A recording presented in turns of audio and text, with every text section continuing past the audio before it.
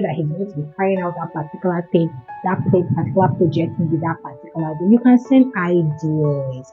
My ladies, it's important that you add intelligence to your view. Make sure that you reach ideas of certain things, maybe basic ideas, maybe on this. Hello guys, welcome back to my YouTube channel. Remember, we've done a part 1 of this video on how you can ignite the love in your relationship. Remember, we are documenting a series from a relationship seminar. So in the part 1 video, we've talked about hindrances to the love in your relationship or in your marriage. Please go back to the part 1 video, watch it before you can follow up with this video. I promise you, you're going to learn a lot of things from the video. We are starting immediately with this part 2 video.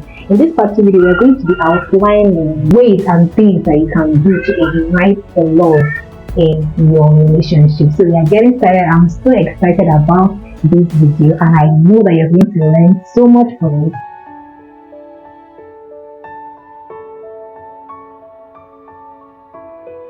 Avoiding distractions is one of the most important ways that could help you ignite the love in your relationship. Okay, so most times when people are spending time with each other, they let distractions like my phone, financial issues, jobs, career, interfere with the connection they're having with their partner. Sometimes you don't know these things could be a problem.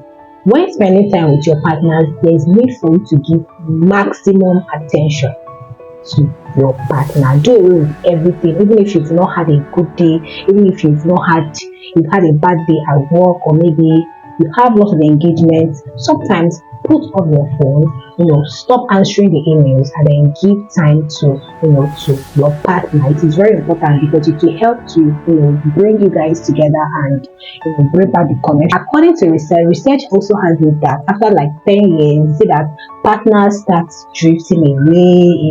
They are no longer, they don't really have that much bond that they used to have together before. It could be because of these little things. Imagine you're consistent with spending time and giving maximum time to your partner, and you people are there's no distraction, and you're consistent with this. Do you think there's going to be there's going to be a time where both of you will not start drifting? No. Why? Because one thing, spending time together and giving the maximum time to each other actually helps to strengthen the bond that the both of you have. So while spending time with your partner, you guys can discuss things like maybe your goals, the family core values, like important things that helps the family to grow. And this leads me to this: the partners should grow together. Growing together is very important. It's a very important point that I know that we don't see everywhere. You won't hear it everywhere, that growing together can help you ignite the love and ignite the bond you have in your relationship. And overall, it helps in the health of the relationship and the health of the marriage.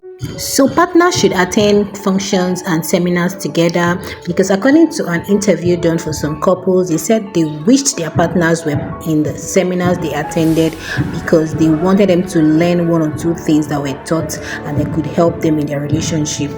Of course, there are some meetings you attend and you want your partner to be there so that he can learn things that can help improve your relationship and help your marriage to thrive. That point I would like to say is, it's very, very, very common, but I want to expatiate on it, is sending random messages to your partner. Okay, so sometimes you feel sending random messages might be sending love messages. Love messages is part of it, yes, but sometimes you can send prayer. You can send ideas. Maybe your partner wants to, or your husband, or maybe your partner wants to achieve a particular thing that day. Maybe he discussed your goals with you, maybe in the night, or maybe someday. I know that he's going to be carrying out that particular thing, that particular project, maybe that particular day. You can send ideas. My ladies, it's important that you add intelligence to your beauty. Ladies, don't just be beautiful. When there are times where you need to bring your ideas, maybe your partner is going through difficulty, is having issues, thinking about how to solve a particular project. That's why it's important that you add intelligence to your duty. Don't just be beautiful. Don't just be beautiful.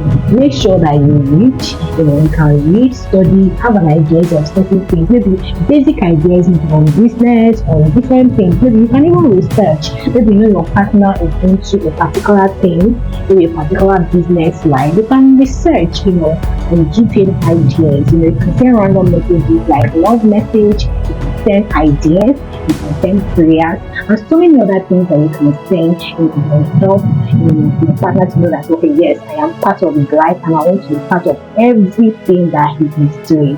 And you see, when you do that, you see that both of you get so attached. I'm not saying that there's no relationship that doesn't have issues. There are relationships that actually have lots and lots of issues, but what I'm trying to say is that there are efforts that we can put into place to avoid, or to hinder some of these things from happening, things that can come in between the love and the relationship.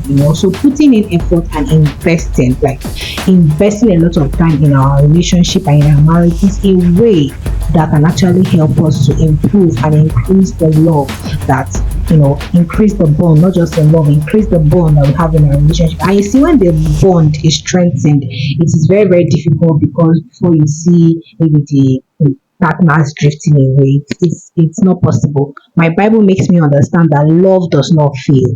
When you put in effort to increase the love in the relationship, I can tell you that there's nothing like drifting away. The reason why partners start drifting away is because the bond starts dying. When the bond starts dying, partners start drifting away. So these are little things that you can do to make the love in your relationship to grow.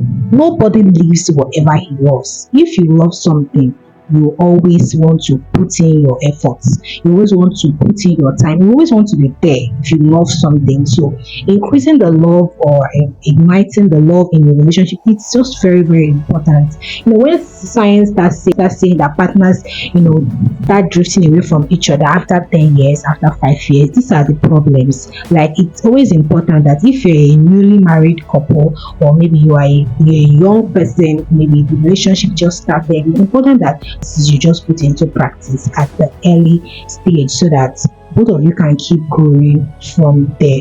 So like I've said, it's important that partners avoid distractions when spending time with each other. Number two, partners should grow together, discuss your goals together, discuss your plans, your ideas together. Then I also talked about random messages. Don't just send love messages like that, and not every time you send love messages. Sometimes send ideas, sometimes send prayers. Pray for your partner. Imagine your partner is in the office and he just receives a random prayer from his wife. That's a lot of encouragement, and trust me, for somebody like me, I love words of encouragement. And like, and my partner just sent me a random message, prayer, I'm going to feel better. It's going to make me feel very good. Word of encouragement. Maybe I have a particular project going on in my life, and my partner sends me a message. It's going to go a long way. So we can incorporate this in our families, especially when you are a newly married couple.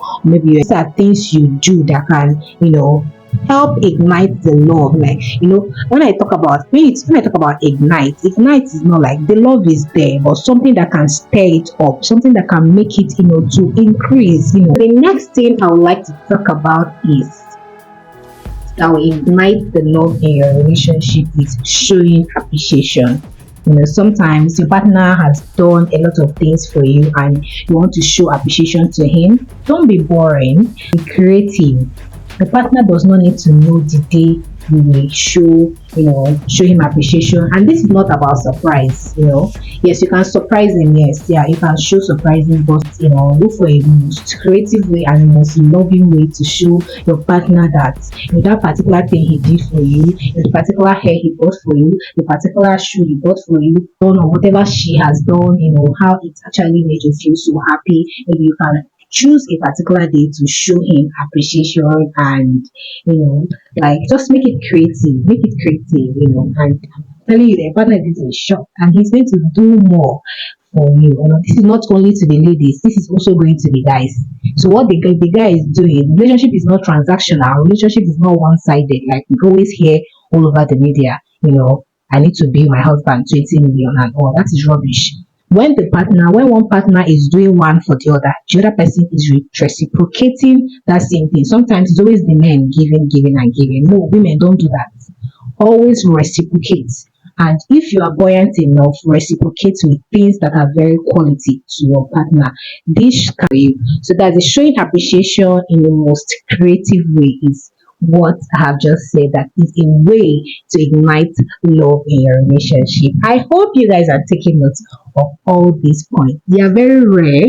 I don't think I've heard this in some other places. I've not heard it.